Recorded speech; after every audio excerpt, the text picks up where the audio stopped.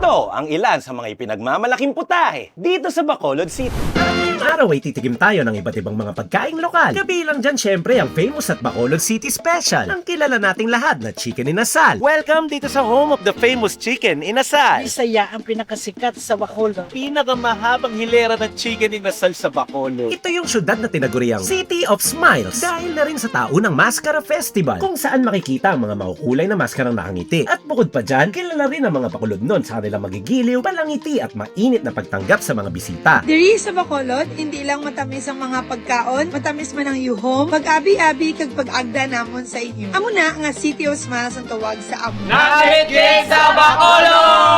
Isa to sa mga pinakasikat na Filipino food destination sa Visayas na tinarayo dahil sa mga masarap nitong local delicacies. Katulad na lang nitong isa pang titikman natin. Tignan mo naman yung laki ng bulalong gamit nila. Ito yung kansi na favorite nila dito sa Bacolod. Signature dish talaga ng Bacolod. Yung trademark po ng kansi, marami pong bone marrow yan. Full of energy, nutrient, tapos magigising ka po talaga sa sarap. Pati na rin yung heritage recipe na una pang ginawa noong 1920s. Ganito ang itsura ng 100 years old na bundok-bundok na mga empanada. Yan at marami pang kainan ang susugurin natin ngayong araw. Kaya tara at umpisaan na agad natin to. Welcome to Bacolod City. Ang sarap talagang bumalik-balik dito sa Bacolod. Nandito na naman tayo dahil napakasayang pumunta dahil lahat ng makakasalamuha mo dito ay palangiti. Kaya ito tinawag na City of Smiles. Pero syempre, nandito na tayo agad sa ating first stop na kakainan. Pero hindi tayo nag-iisa dahil may tour guide tayong kasama, accredited mismo ng tourism. At siya mismo ang Bacolod food hunter, si Mr. Martin Aquino. Hello po, sir. Kamusta po, Sir Martin? Welcome po sa Bacolod City, sa the City of Smiles, where tanan, masarap, matamis, at manamit. Nandito nga tayo sa ating first stop. Bakit po tayo nandito at anong meron dito sa lugar na to? So, ito po yung Erons. Ito po talaga yung perfect na first stop po sa inyo kasi usually kansi is nourishing po siya, yung soup. Tapos, perfect start to your day kasi ma-energize ka, full of energy, nutrients, tapos magigising ka po talaga sa sarap. Pwede po bang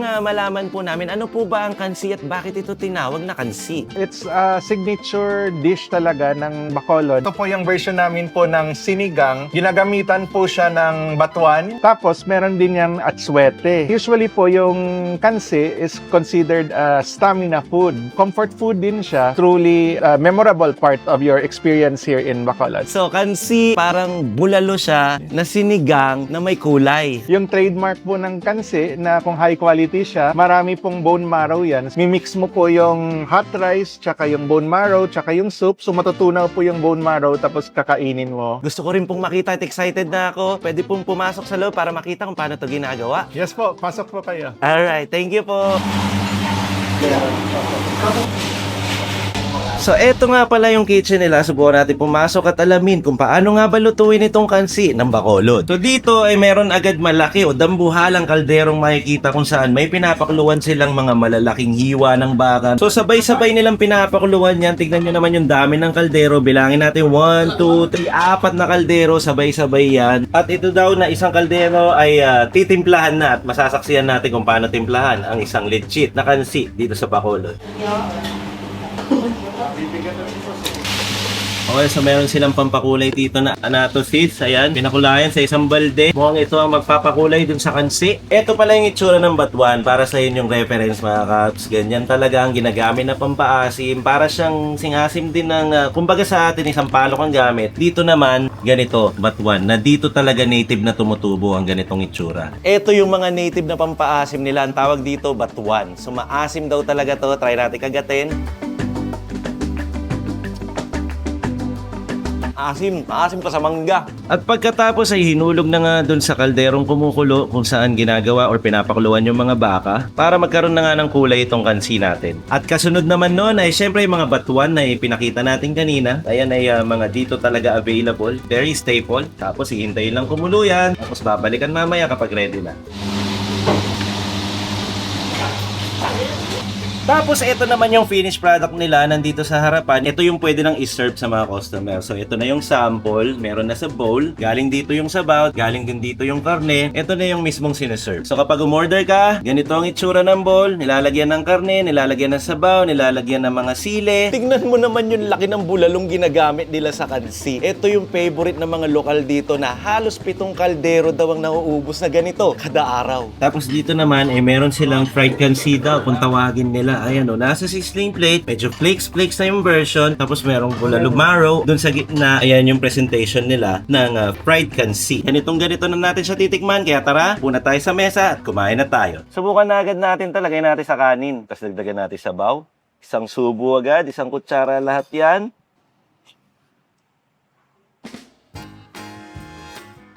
Asim, alam niyo yung may kukumpara ko siya sa asin ng kamyas kasi ang fruity ng asin, pero syempre nandun yung pagiging fatty and oily nito. Pero sobrang nakakaginhawa siya ng pakiramdam, no? Alam mong malasang-malasa siya kasi ang tagal niyang pinakuluan na tipong naghihibla-hibla na yung mga bits ng baka. Unang tingin mo pa lang sa kanya, nakakatakam na siya kasi sobrang pula ng gulay niya. Very saturated, tapos may mga taba-taba ka nakikita. Oh, Diyos ko po, kahandahan lang. Ito naman, Cabs Chess, gusto ko talagang namnamin yung sabaw kasi talagang ang ganda ng kulay, ang sarap niyang tignan at feeling ko masarap din siyang tikman. Subukan natin. Free soup nga pala to. Alam mo, Cabs Chess, yung pagiging maasim ng batuan, iba talaga eh. Hindi siya yung talagang gugulatin ka. Hindi rin siya acidic yung lasa. Alam mo na perfect yung linamnam ng baka at yung asim ng batuan. Fruity. Yung pagiging beefy nung soup, yung pagiging maasim nito. Typical na level up version ng isang sinigang na bulalo, na kinulayan. At isa pa sa mga binabanggit ni Sir Martin dyan, ang ating tour guide, yung bone marrow niya, yung pinakautak. So hugutin natin to, pinaka bone marrow niya. Ay, Diyos ko po. Taktak lang natin. Uy, Diyos ko po. Isang taktakan lang. Tapos lalagyan natin yan ng sabaw. Ito na yung isang kutsara, bone marrow, sabaw, hinalo sa kanin. Very simple but delicious at the same time. Yun yung nakaka-guilty na lasa pero alam mo ang sarap niyang ulit-ulitin. Meron din pala silang fried version ng kansi. Uy, bago yun. Ngayon ko lang nalaman yun.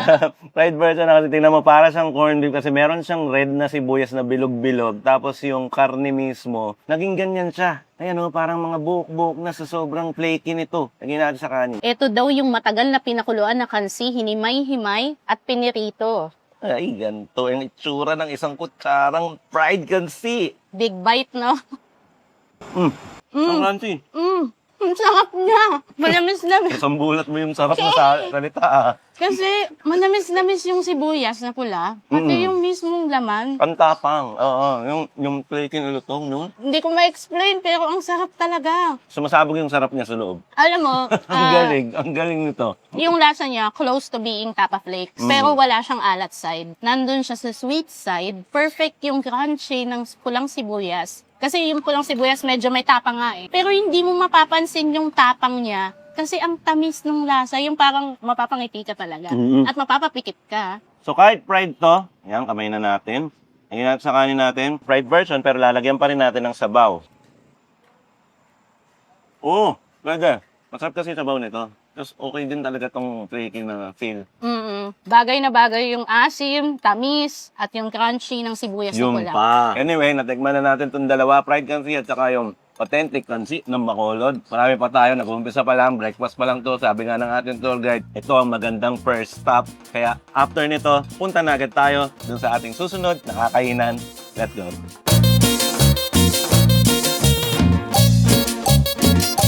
Panandalian tayo lumabas ng Bacolod City. Nandito naman tayo sa Heritage District ng Silay. Anong meron dito, sir, na gagawin natin? Nandito po tayo ngayon kay Emma Lacson sa Silay, which is a heritage city ng Negros Occidental. Dito po matitikman natin yung 100 years old recipe ng empanada. Oh wow, Asset po tayo exciting. dyan. Oh, sige po, tara po. Pasok na po tayo. Sa pagpasok mo, meron ka agad makikitang mga ganito. Ano po to, sir?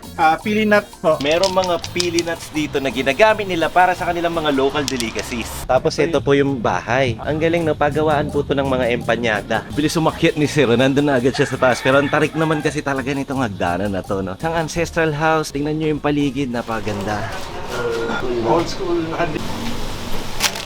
Ito po yung finished product nila, yung famous po na empanada. It's light, flaky, and distinct. Ito po, native chicken po to, may pasas. Tapos banda po dito, nandito yung mismong kung paano siya ginawa from Ginawa scratch. po, Ano? yeah, handmade po. Yan po yung mga artisans po natin. Ito po, yung mga heirloom recipe po, traditionally handmade. Handmade talaga. Actually, from scratch lahat nakikita natin dito, pati palaman, pati kung paano siya hulmahin. Okay, so dito banda yung mga finished product kung saan kumuha si Sir Martin kanina. Ayan, magkaiba. Pares lang po ba to?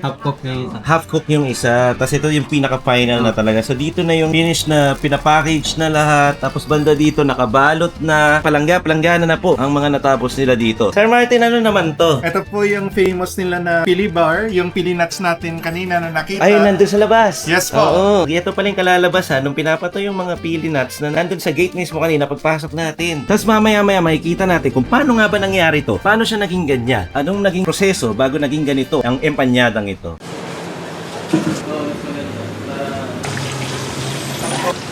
Sa ganito nag-uumpisa ang paggawa ng empanada. So kumuha siya ng dough doon, tapos nilagay niya ng palaman. So ilalagay doon, tapos dadagdagan siya ng mga toppings tulad ng itlog. Tapos meron din mga pasas dito. So isasara siya, ikokorting parang empanada na talaga. Tapos sa next station siya pupunta katulad ng ginagawa ni Kuya ngayon. So yan, handmade lahat. Kung napapansin niyo, walang makinarya, walang kahit anong tool na gagawin dito, kundi purong kamay ang gagamitin. Para siyang gumagawa ng art sa kanyang paghuhulma. So para siyang nagmukhang shell, para siyang may painting. At ang kasunod nito, ipiprituhin na siya dun sa kumukulong mantika. So sabay-sabay nga siyang dinip fry dito banda sa malaking kawali. Ayan, nakikita nyo, mabilis lang naman prituhin ng ganitong empanada. At pagkatapos nito, pwede na itong tikman at kakain na tayo. Ganito ang itsura ng 100 years old na bundok-bundok na mga empanada. Almost like parang kabibi na yung likod sa itsura niya dahil doon sa mga ganto-ganto niya. Biyakin na agad natin yan habang bagong luto. Actually, mainit siya ngayon, no? Ganyan itsura niya, Wow. Galing, no? Cheers! Oh! Ang ingat, pero lang gugulat yung lasa. Manamis. Alam mo ba native chicken ang gamit dito? Hindi siya yung ordinary chicken. Oh, parang hindi Kaya halata malasa. Pero ang lasa niya, makikita mo Cabs Cheso, yung parang pinaka-dough niya, may mga kaliskis-kaliskis kapag hinati-hati mo. Ang ganda So ng makikita texture, mo no? talagang crispy siya. At saka enough lang yung dough niya para dun sa palaman. Ang ganda ng texture, ang crispy ng crust, ang lambot sa loob, ang masi ng feel. Tapos ang ganda ng combination ng patatas at ng garbanzos at ng kung ano-ano pa. Merong tamis at asim na naglalaro sa bibig mo. Kung hindi mo alam na native chicken yung laman nito, mapapagkamalan mo siyang giniling na baboy. Sa sobrang pino niya, sa sobrang pino. masi nga niya, para kang kumakagat ng lutong, tapos lambot, tapos gumuya ka ng sabay sila. Ang galing. Para din siyang empanada sa atin, no? Yung alam nating empanada, pero mas malasa to. Sa totoo, honestly speaking, sobrang lasa nito. At saka yung 100 years old na recipe Ayun ang pa. pinag-uusapan natin dito. Yes, 100 years old na po. Wow. Ang empanadang to since 1925. Ito ang isa sa heritage recipes talaga sa lugar na to. Nakakatuwa Grabe, naman. no? Pero hindi lang to. Meron din silang pili bar katulad nito. Ito yung mga dried pilis kanina na pinapatuyo dun sa may gate nila. Ganyan yung itsura niya. Mukha siyang brownies. Ang ganda ng texture agad sa nakikita mo. So, para siyang coated dito sa side na parang pinlatada sa sobrang smooth niya. May tunog. Parang nababasag na jealousy. Ang crunchy niya. Kasi kung titignan mo, para siyang merong something na malutong dito. Ito yung narinig natin kanina Para siyang pagkagat. glass. Meron siyang coated na sugar. Parang sugar eh. Tignan mo yung pinakabalat lang.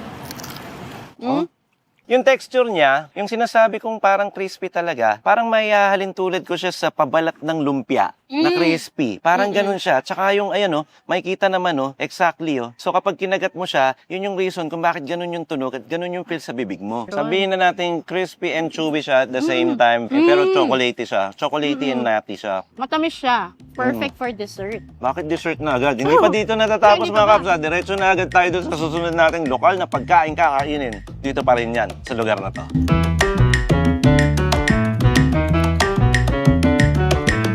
Bago tayo pumunta doon sa susunod natin pupuntahan, malamang hahanapin nyo rin yung famous at iconic na Manukan Country ng Bacolod, kung saan meron mga sari-sari mga nagtitinda ng chicken inasal. Dati na rin natin to natikman, pero ngayon ang nakikita nyo sa likod ko ginagawa siya at parang nire-renovate dahil ito ay nabili na, kaya hindi na siya available. Pero as of now, nandito siya sa likod ng camera, naging parang food court na siya, at dyan muna sila temporary nagsama-sama. For now, ang titikman natin, dahil natikman na natin ang mga inasal dito, merong bago na ipepresent sa atin ng ating tour guide. Kaya tara, punta na agad tayo doon, tikman na natin to. Next stop naman natin, dito tayo sa summer capital ng Bacolod dahil nandito located ang Chai Letty's Native Lechon Manok. So native na inasal po ang matutunghayan natin ngayon, hindi yung pangkaraniwang inasal. Tama ba ako? Yes po, napakasarap po, flavorful at malambot yung manok po dito. Ito, inasal, syempre trademark po ito ng Bacolod, pero with that twist naman, itong susubukan natin, ito ay native nga, pero buo pa yung ipepresent sa atin. Mismong si Chai Letty pa ang nag-iihaw para sa atin na matitikman natin dito sa Bacolod. Dito sa Bacolod, kapag sinabi na lechon na manok, native, dito nyo makikita kay Chai Letty. Wala nang iba. Itong manok ko, kung matikman nyo, talagang mababaliw kayo sa sarap. Masarap talaga. Ito yung mga lulutuing chicken inasal, pero native to with the twist, isang buo. Tapos nasa tuhog or in-stick ng ganyang kalalaki. Ngayon lang tayo makakakita ng ganyan dito sa Bacolod. Hinahiran ng chicken oil agad, pagkasalang, ayan, para gumanda ang kulay. At syempre para magkaroon ng aroma ng anato, ayan ang gamit-gamit. Parang yung balahibo po ng manok mismo, yung ginagawang brush para pampahid dito sa inasal. Gaano katagal po ito niluluto? Kung maliit, mga kalahating oras. Pero kapag malaki, lagpas ng kalahating oras, maluluto na yun. Chai Letty, yung manok na yan, native po yan, di ba? Oo. Hindi po kaya mas matigas na inasal yan pag ganun? Yung manok namin dito na Bisaya, hindi matigas to. Malambot talaga. Kinukuha ko yung sa edad ng manok, kagaya ng 3 buwan, 4 na buwan. Ang pinakamalaki, 5 buwan. Kaya malambot, hindi matigas. Tingnan nyo kung gaano ka hands-on ang mismong may-ari na si Chai Letty. Siya mismo ang nag-iihaw ng mga inasal na nakasalang ngayon. Chai Letty, anong palaman niyang lechon manok na yan? Yung laman ng lechon manok ko yun, ng lemongrass lang. Yun lang, wala nang iba. Simple lang, kung sa timpla, marinate, medyo matagal-tagal yun. Tsaka yung ang barnis ko, aswete. So basically, panglad na lasa ang aasahan natin dito, at mismong yung paanong manok, panglad din ang pinantali para habang iniihaw siya, yung usok pumupunta doon at pati yung aroma nito ay kumakalat din pati sa panlabas nung chicken inasal natin. Ito ang pinaka-unique na chicken inasal na makikita mo dito sa Bacolod. Eto, mukhang patapos na po yung niluluto ni Chai Letty. Malapit na tayong kumain. Hintayin lang natin matapos yung iba. Tapos pasok na tayo dun sa loob. Pwede pong mag-dine in po, no, Chai Letty? Dun sa loob. Bago tayo kumain, syempre, kailangan maghugas muna tayo ng kamay. Syempre, dahil nandito tayo sa malayong lugar, medyo old school ang gagawin natin, like local. Tara, kain tayo. Dissect na agad natin itong whole chicken inasal native. Kunin natin yung hita. Tapos, tignan natin. Ayan, oh. Grabe yan. Galing, oh. Luto agad in 30 minutes. Cheers!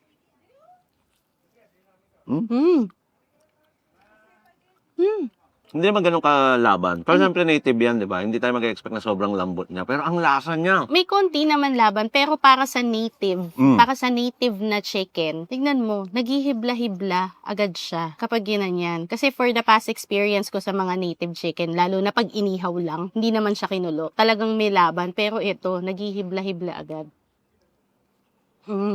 Sama na sa anong asim. Hindi ko alam saan galing yan, pero sabi kanina ni Chai Letty, ano lang to parang tanglad. So nararamdaman ko naman yung tanglad. Saka yung konting pampalasa nito, hindi ko lang alam saan nanggagaling ng asim. Siguro may konti ito. Natimpla ng suka. Kasi may asim-asim eh. Nararamdaman ko yung asim eh. Kasi parang ganun ng legit Parang ganun yung authentic. May konting asim, parang ganun. Pero gagawa pa rin tayo ng sausawan para dyan. So meron tayong kalamansi, lagyan natin ng suka. Siyempre may sili na yan, lagyan natin ng toyo. Tapos kunin natin itong pakpak.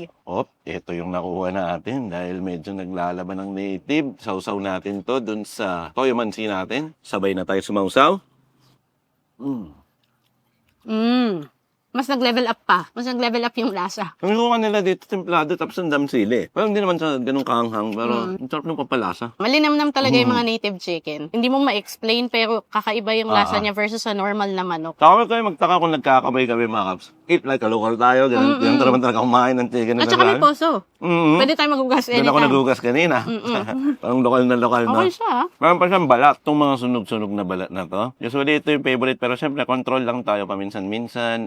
Kumain din tayo ng ganito para tumikim. Para ma-experience. Gusto ko talaga yung may Yung mga tostado, no? sunog-sunog na part. Iba yung smoky Pero flavor. huwag kang susobra doon. Sabi nila, masama daw yung pagsobra. Di ba? Ano mang sobra ay nakakasama din naman talaga. No wonder, alam mo ba, Cabs Jess, na ang Bacolod talaga ay nasa Big Four culinary Oo nga. capital. Oo. Parang nabalitaan ko yun. Siya ang charcoal grill capital at sugar capital. Ang galing nilang mag-ihaw. Ang galing nilang Galing mag-ihaw. When it comes to street food, street grilling, sila talaga yung nasa top. Sa kanila nakadedicate yung best in grilling. At alam mo ba na ang chicken inasal ay isa sa mga best. Actually, nasa top 5 pa. Sa buong mundo, the best chicken recipe. Oo naman. Ang Kasi lupit, no? Buong masarap mundo yun. naman talaga kasi ang inasal. Mm-hmm. Meron din sila dito, Cabs Chess, na parang yempo. Ang sabi ni Chay Leti, asin lang daw nilagay dito. Oh, paano magkakalasa ng asin paminta lang? Simple lang yun, ah. Oo. Tapos di ba Subukan natin. pinahid-pahid lang kanina dun sa mantika na may atsuete? Pero sabi nila ganito talaga ang legit inasal na timpla sa Bacolod. Salt and pepper lang talaga siya. Pero may aroma ng anato. Kaya siya nagiging inasal dahil sa anato flavor nito. No? Kasi para kami chicken oil. In fairness, ang sarap niya. Ito yung klase ng inihaw na liempo na kaya mo siyang ulit. Yung kaya, hindi ka magsasawang kainin. Oo. Paulit-ulit. Mas sasarap pa yan sa toyo mansi. Babad natin ng konti. Dami natin kinain sa Bacolod. Saka sa Silay. Grabe to. Punta na tayo doon sa next. Kasi meron pa daw eh. Saka? Sabi ng Sir Martin. Tayo lang kami. At para sa ating next stop, noodle recipe naman ang ating titikman. Dito tayo dinala ni Sir Martin para sa ating susunod na kakainin. Bakit tayo nandito, Sir Martin? Dito po tayo para maka-try po ng masarap na noodles. Yung chef po, local taga Bacolod po talaga at usong-uso po ito. Patok na patok po sa mga diners and in Bacolod. Kasi mura na, masarap pa. Sige, i-check na po namin dun sa loob. Tara, sana natin, Sir. Ay, sagwa, okay na lang. Maayong hapon, Sir. Afternoon. Ito po ay pamahaw. Nakasulat po dito. Ano pong ibig sabihin ng pamahaw? Parang double meaning yan eh, if Ilonggo, breakfast or siesta na kainan, or like afternoon meals. Ang sabi po ni Sir Martin sa amin, bilang local tour guide namin, masarap daw ang noodles niyo po dito. Yes. Ano yung, po suggestion niyo sa noodles na meron tayo dito? yung first ko, yung chili meat, dito ako nakilala. Then yung second, yung chicken satay. Ano naman po ang meron dito sa chili meat egg noodles? Paano siya naging sikat na noodles sa inyo, Chef?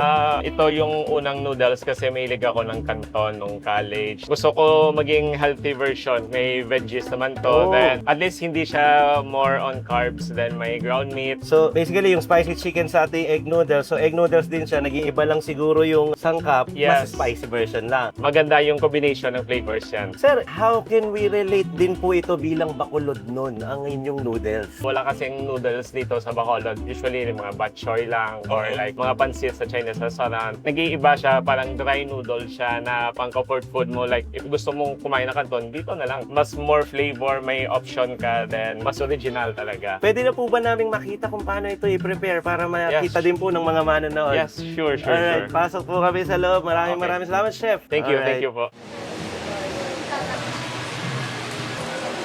Okay, so dito sa kusina ay pine-prepare para sa atin ni Chef ang mga lulutuing chili meat egg noodles at saka yung spicy chicken satay egg noodles. Sa ngayon ay dito sa mismong kalan ay nakasalang yung chicken niya habang tinotorch ito. Doon naman sa kabila ay meron siyang meat na ginigisa-gisa. Tapos meron siyang scallion oil na nilagay. So kasalukuyan ay nilalagay niya ng satay sauce yung manok na nakasalang kanina. At sa itsura ng manok ngayon ay mukhang pinapaliguan siya ng sauce na creamy at mukhang malasa. Sunod naman ay ibinabad niya yung egg noodles dun sa kumukulong tubig. Tapos nilagyan ulit ng panibagong oil yung panibagong pan. Next naman ay magigisa ng bawang. At mukhang okay na yung noodles. Sinahon na siya dun sa kumukulong tubig. Tapos nilipat dun sa kabilang kawali kung saan naggisa siya at tinos niya to para kumapit yung lasa dun sa noodles. At even po ang pagkakadistribute ng sauce na ginisa. So ngayon naman ay nahalo na siya ng mabuti. Tama nga yung sinabi ni Sir. Para nga talaga siyang pansit canton na alam natin, no? Yung instant, no? Tapos ni-roll dun sa tong sabay plating na pala talaga ang gagawin. Pansit canton na alam natin pero lakas makasosyal. Tapos ito naman yung satay. Ang ganda nung sarsa. Para siyang slight adobo look.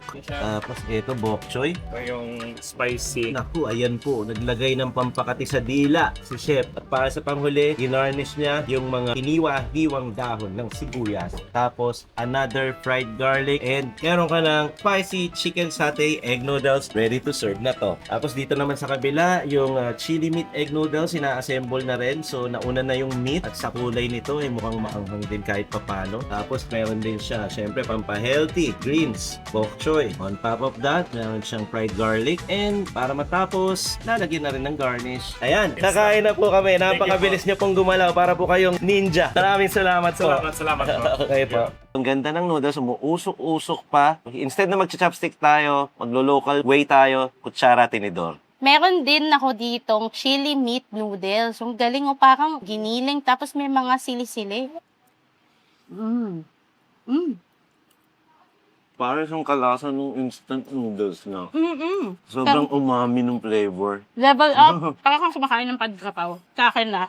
Ito parang Indonesian version kasi satay naman to. Yun sa'yo, Thailand version.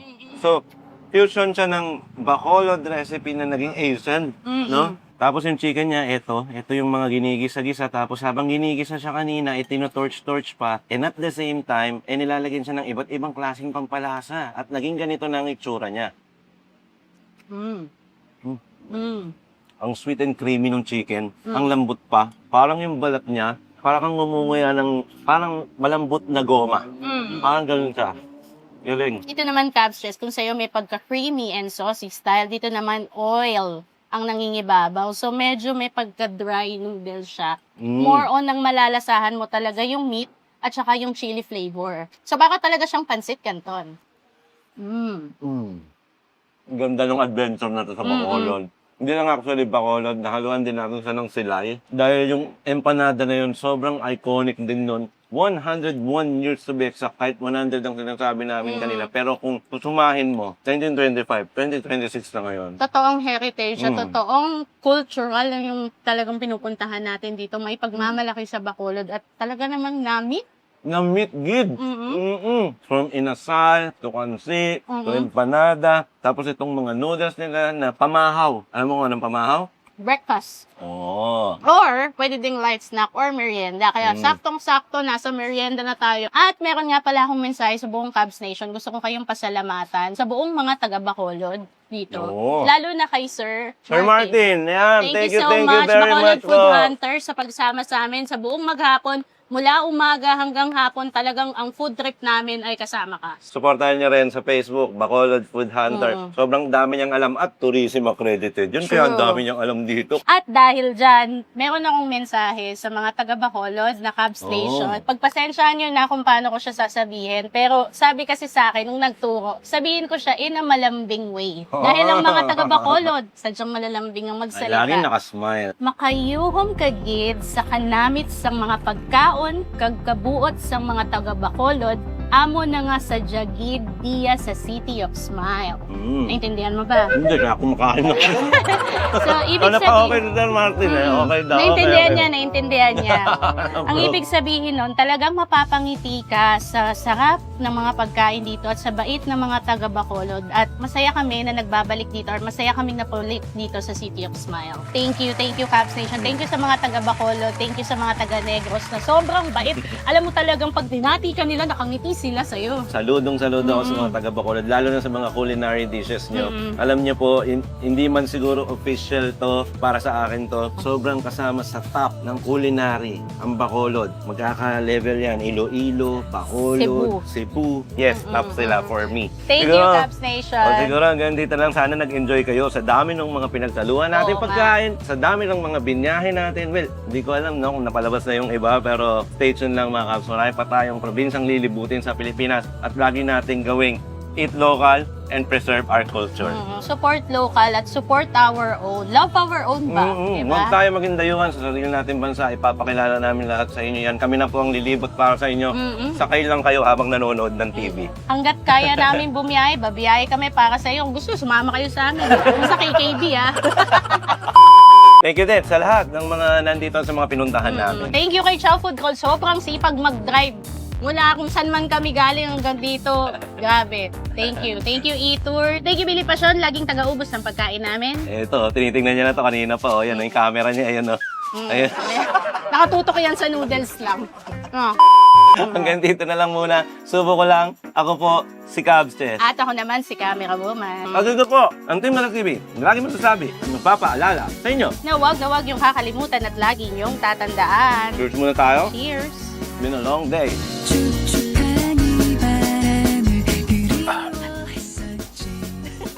Talaga namang na-meet Gid! at manyaman. Kenny! Bye and peace out sa inyo, mga Cabs. Thank you. City of Smiles. City of Smiles! Thank you, Cab! Name Cab! Yeah. Tapan mo na. medyo Salamat natang na ulit, kami. Mr. Martin Aquino. Thank Thank you, you. Bacolod Thank Food you, Bacolod Hunter. Food Hunter, sa Salamat. pagsama. Sir, tapusin Thank po you. natin. Ganyanin nyo po. Takpan nyo po. Alright. Pero hindi ko talaga matiis na hindi kumain dito sa Manukan Country dahil nandito naman na tayo sa Bacolod, so kailangan kumain tayo sa mga legendary places at iconic at ipinagmamalaki ng lugar. So ang mga legit ay nandito din sa Manukan Country, kaya order tayo ng food natin. In 3, 2, 1, kakain na tayo. Ganun lang kami, Nessa. Dito na po yung order natin. Chicken inasal. Hindi ito yung fast food. Nandito tayo mismo sa iconic Manukan Country. Kain muna kami at sama-sama muna kaming kakain dito ng aming mga kasama sa team. Ayan, food crawl. Yan, kanya-kanyang gawa na lang ng sausawan. And on to the next clip. Let's go. Bago tayo magpaalam dito sa ating Bacolod episode, gusto ko lang magpasalamat sa Cabillos Rent a Car at Jebs Transportation dahil kung hindi sa kanila, wala tayong magagamit na ganitong transportation sa pag-ikot-ikot sa syudad at hindi natin mapupuntahan ang mga iconic spots ng Bacolod. Kaya kung kayo ay mga turistang pupunta sa Bacolod, pwede kayong mag-inquire at mag-rent ng van sa kanila. Pwede nyo ring i-drive ng sarili nyo kahit walang driver, basta marunong kayong mag-drive, pwede yon. At ilalagay ko information sa description at pwede ko ring ilagay dito yung page nila. Maraming salamat po. Nandito na tayo sa Silay Airport. Pasakay na tayo. Jeb, thank you sa pagpapahiram nito. Ano nga pala ulit? Gusto ko lang marinig nila, no? Ano nga pala ang kukontakin kung gusto nilang pumunta ng Bacolod at kailangan nila ng sasakyan? For those sa may need na car rental, PM nyo na lang po ako sa Facebook, Jeb. Tapos yung kay Ma'am Claire Cabreros, rental din po, and yung Jeb Transportation Service. Okay, sige. Lalagay natin lang sa description Thank you. at yung iba i-post natin dito sa video mismo. Thank you so much. Salamat ulit. At kami lilipad na pabalik ng Manila. Ingat. Thank you. Happy birthday sa'yo. Happy birthday. Thank you so much. Birthday po ng kaibigan natin, kaya madali pong lapitan yan. Kung gusto nyo po, sabihin nyo lang, napanood nyo sa Team Canlas TV kung gusto nyo humiram nitong van na to. Alright. Bye-bye. Salamat. Salamat, Jeb. Sige. Ito ang pinaka-unique na chicken inasal na makikita mo dito sa Bacolod. Bonus clips mga kabs, dito tayo sa Maria Cusina Familia, isang ancestral house. Ang ganda ng datingan. Ayun, may dress code pa, so bawal basta-basta pumasok ng di ka naka-shoes, di ka naka-ayos. Tapos pagpasok sa loob, wow! Wow, ang ganda! Ang ganda nito. Ultra rich daw po ang may-ari nito. Bubulong lang ako kasi syempre ultra rich. Bonus clip lang to mga kabs. Pero gusto ko ipakita sa inyo na i-start namin ang araw namin sa Bacolod na ito talaga. Hindi naman yung napanood nyo na yun agad yun. Napakaganda. So far, ito i-enjoyin lang namin. Papakita lang namin ang behind the scenes and then basta tuloy-tuloy lang tong bonus clip na to. So enjoy. Let's go. Ito nga pala, nakabili na ako kanina. Naubos na namin ang mga pagkain namin. Naubos pala ni Jumbo ang pagkain na. Hanggang dito sa Bacolod, ikaw pa rin ang... Ano yan? Ito nga ito nga kasi parang complimentary daw nila sir dito eh. Ito dinadaanan lang Grabe nga lang, puro sugar tayo umaga. Parang braso. Parang nag-puff lang siya bigla sa bibig mo, nawala. Nalusaw, pero ramdam mo yung tamis, energy ka talaga dito. Mapapangiti ka talaga dito. Oo, nawala Yung ngiti ko. Siyempre, City of Smiles. Yung ngiti ka talaga dito. Ay, isang buo. Ay, grabe ka talaga, Jumbo. Jambong subo. Magde-dessert ang tiyo ba? Alright. Lasa. Nawala din, no? Oo, nawawala. Subo mo nawawala. Parang bula. Parang foam na nawala, parang bula. Parang yung parang yung delicious sa Kasi may second angle to sa Sony. Ito. Ayan, tapos nandito kasi oh. Ayan, confirm mo muna. Ayan. So, gagamitin to bago dun sa tawid na pupunta tayo sa isang inasalan. Ito kasi, dating inasalan. Okay? Baka mag-ano ako, against the light. Ayan. Okay lang? Na? So, kung inasalan yung susunod na kakainin, insert mo muna to. Kasi ito yung legend eh. Game? Rolling ka? Rolling ka? Game? Tagal na naghihintay ni Seo, 30 seconds na, 40 seconds na. Bago tayo pumunta dun sa susunod natin pupuntahan, tignan mo bago tayo pumunta... Di ko maintindihan para saan itong shot na to. Nakita nyo bang dumabas to sa video ng Discanlas? Yung shot na yan, para saan yan? Alam mo para Pero alam mo, ikaw, anong alam mo para dyan? kaya niya pinabidyoan para matikman niya na. Ay, yun nga isasabihin ko. Dahil sa kanya mapupunta. Para safety na. Ito may in-order na kanin. Tamo, Kanya lang yan. niluto ni Chai Leti yan tapos kinuha mo lang. Tsura pa lang. Pinagtatanggol ka ni Chai Leti. Pinagtatanggol ka ni Chai Leti, oh. Ang bait mo talaga, tol. Ali rice. Naka-unli rice ka ba? Ano yan? Una na ako guys. Sige Mga na. Cubs. Kain ka na. Nabibigyan ka na ng lisensya ng Cubs Nation. Bahala sila dyan. Sige. Akin na to. Kain. Nagtatawa na ka ni Chai Leti tuloy.